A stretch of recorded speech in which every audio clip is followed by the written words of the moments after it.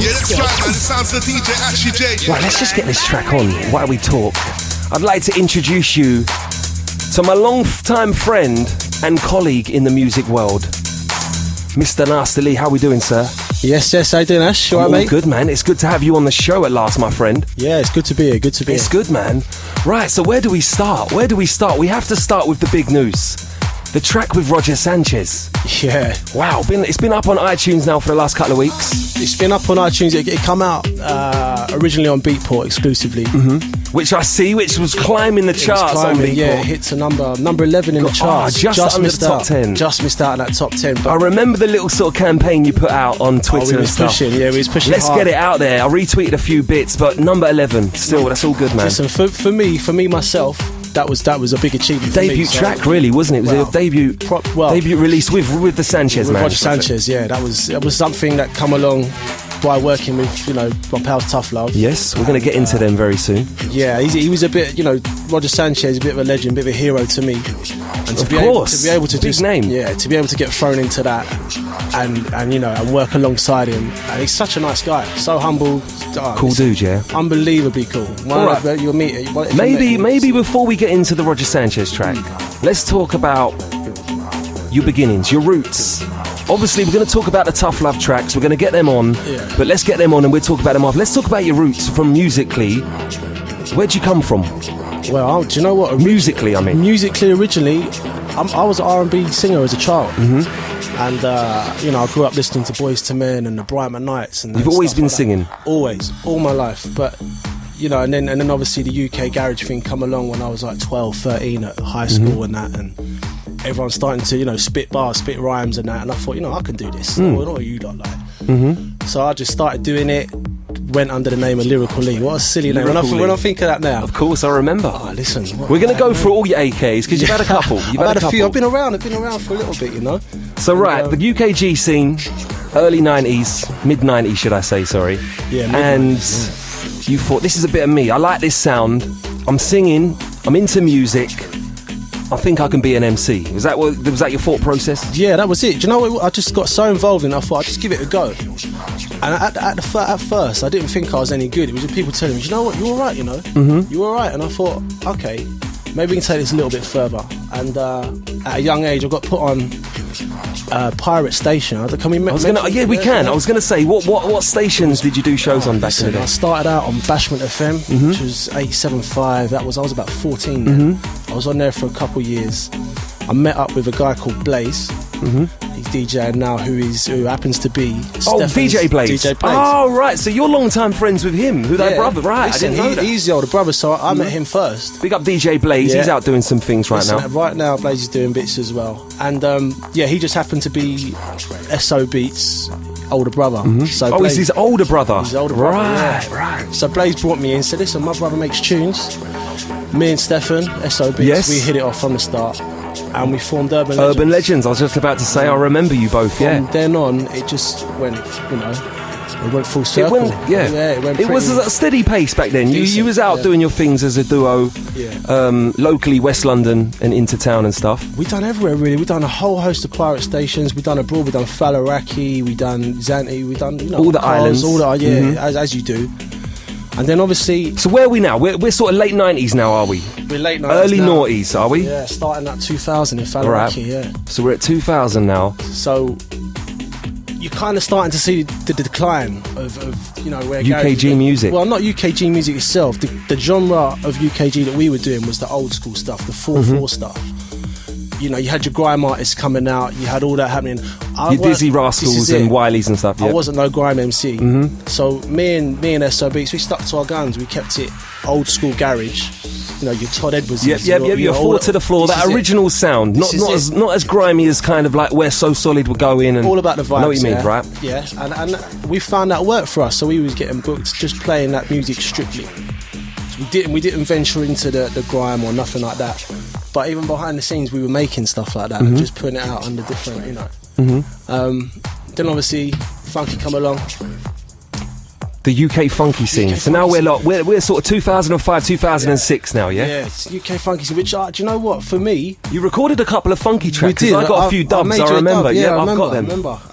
It's Ashley J now. It's Ashley J now. Remember that? Yeah. I remember that. That was nice. That was a track. Was that SOB on production? Yeah, was it? he made for all those my who stuff. don't know, for those who don't know who are listening, SOB is one half of Tough Love. Yeah, that's correct. And then it's Alex, the other guy. I haven't met Alex. Alex, lovely guy. Listen, met Alex back in 2011 when Tough Love started. Just started, Me yeah. and Stefan, SOB, we were still making tunes on our own then. You know, so Alex come along, and I tell you, I haven't known him that long, but he's one of the nicest guys you'll ever meet. One of my brothers. So we're 2005. You and SOB. Yeah. SO Beats, should I say? Sorry. Started making the funky stuff. Sent you a few Making bits. some funky tracks. I do remember. Yeah. That track was called Something Better, which was. Do you know what? I absolutely loved that record. That was an absolute belter. But back then we didn't have no outlet for it. Do you know what I mean? We made music and stuff, but to actually get the exposure of the tracks, like things had changed. Sorry, before you say about this, things had changed from when you started late 90s to the mid noughties. Yeah. We had internet, which was much more dominant in promoting music, getting it out there. Things had changed, hadn't they? You were still sending out CDs to people. It was a different ball game. Yeah, and you know, to try and get yourself heard, it was so difficult. So yeah, it's changed. Now you got your Twitter, you got your Facebook, so you got all that kind of thing. You don't need no mix CDs no more. You just build up your SoundCloud, and you've got enough followers. People, and I think these days the young gang are so much more passionate about hearing new music. That you know they go out looking for it. They go out digging for it. That's it. People look for what they like. This now, is it. They look for it because if you've got the latest track that someone else ain't heard, you're like, listen, I've got this new one from Tough Love. You ain't heard this. People want to be that person to show you. Do you know what I mean? Back then, no one really cared too much. And I think back then it was more competition between artists. There was a lot of hating going on. Now I find, especially in this scene, a lot of people will support you a lot more than back then.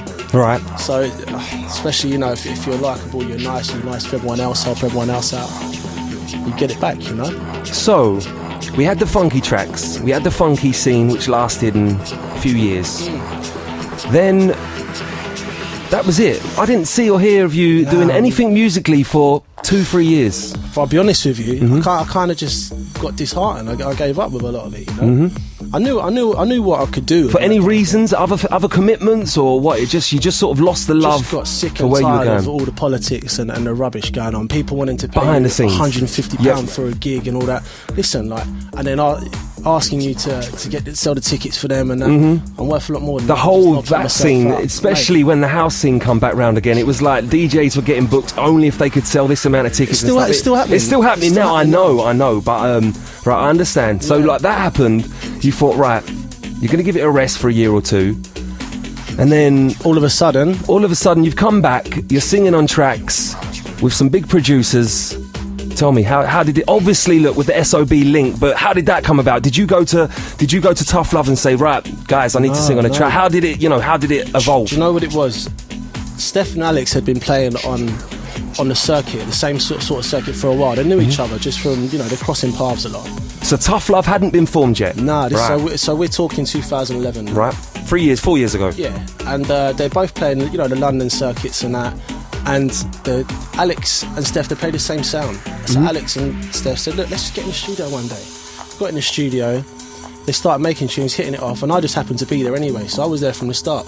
Me and Stefan already had that working relationship where I sung on the songs, and at the time I was the only vocalist around. So I was the first vocalist to put some stuff down. So it worked. Basically, they needed vocalists. You were a vocalist. You were there, studio friends, doing whatever. Yeah. It just made sense. That's it. So if you go back from 2011 to now, the stuff that we have, there's a lot of stuff. What, you've got some stuff, mate? There's so much up in the computer that hasn't even been heard yet. That's ready. I can just sit back for a little bit, and we still have releases. All right.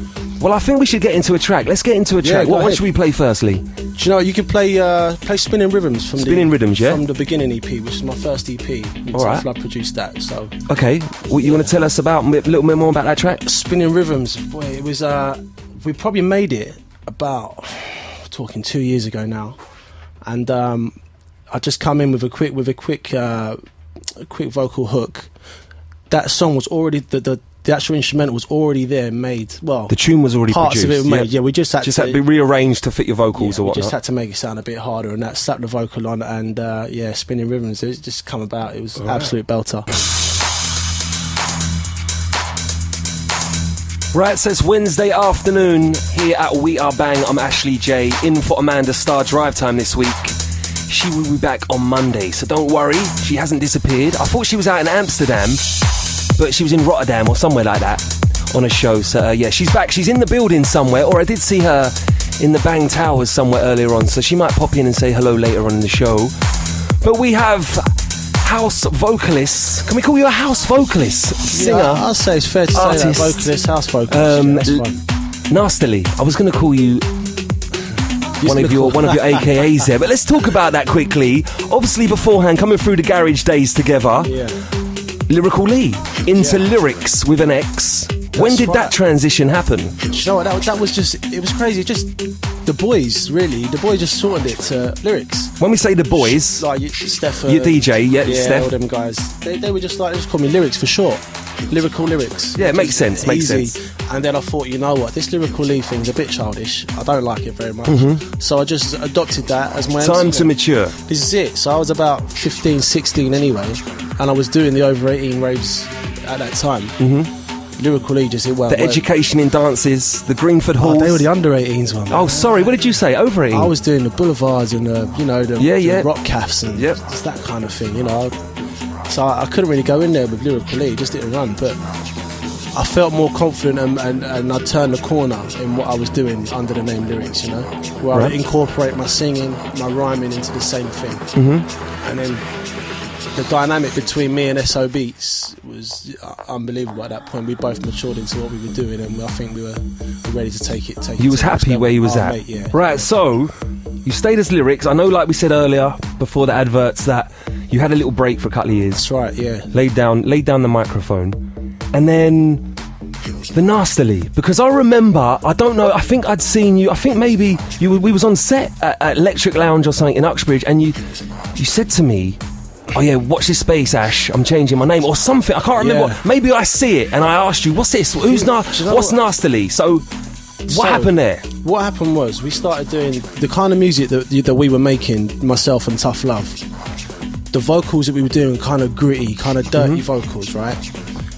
Nasty vocals. Yeah, of course. A couple of the tracks, that's how it was. And when it's pitched down, as you do it in you know, with this sound, we pitch a lot of my vocals down. It sounds nasty. Definitely, I was going to ask you about that soon as well. So it's a kind of play on Nasty Lee, but instead of Nasty Lee, Nastaly. Nasty Lee, it's a bit cliche. Nasty Lee, it's a bit kind of like. But Nastaly, Nastaly. You know, you're asking the question yourself. So we ran with it. Nastaly originally was going to be a kind of alter ego, a kind of character.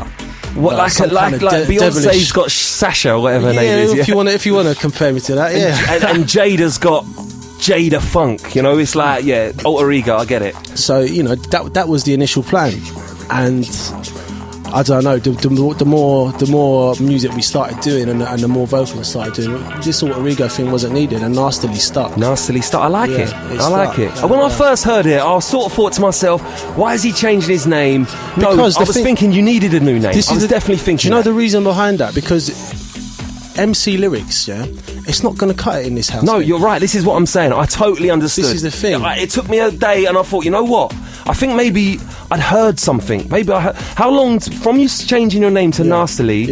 Did you record your first house track? Oh, was it weeks? No, if I'm honest with you, I recorded a house track beforehand, and we just had to. You know, Tough Love featuring MC Lyrics. When I'm singing on the track, or whether I'm doing a house vocal. It's not going to work, is it? It's not like a garage track featuring MC something. That would make sense. This is it. You're right. I totally get you. And I was trying to rebrand myself as an artist, and you know, trying to show people a different side of me.